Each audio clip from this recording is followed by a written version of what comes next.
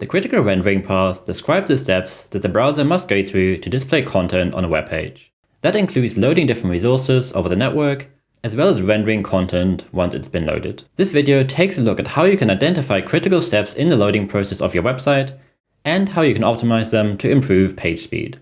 Not every resource loaded on a page is critical. Visitors can see page content even if images or analytics requests are still in progress.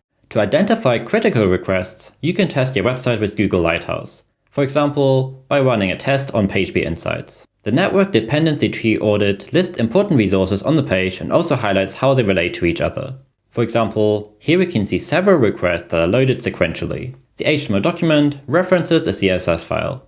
Once that file is loaded, it in turn triggers 2 web font requests. You can also use a free Debug Bear website speed test to generate a request waterfall visualization for your website. That will show you when different resources are loading and how important they are. For example, vendor blocking resources are clearly marked in the waterfall. Expand the URL to view the relevant chain of resources that triggered the request. What can you do to optimize a critical rendering path on your website? First, you can reduce the number of critical resources. For example, adding the async keyword to a script means it can load without becoming part of the critical path.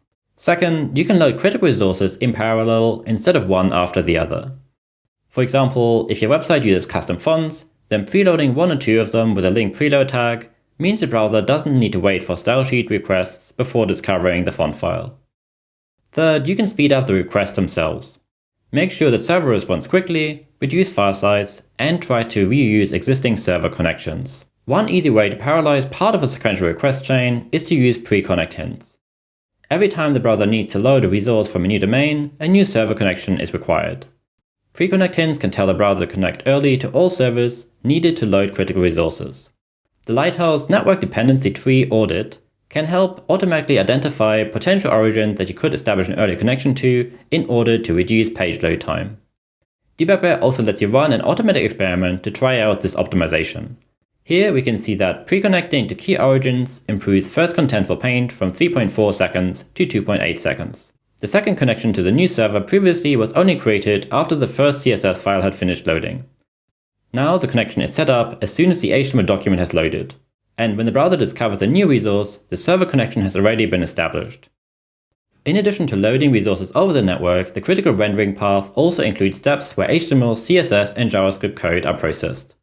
Once the page is ready to render, calculating layout and styles for the page also takes some additional time. This is especially noticeable on lower-end mobile devices.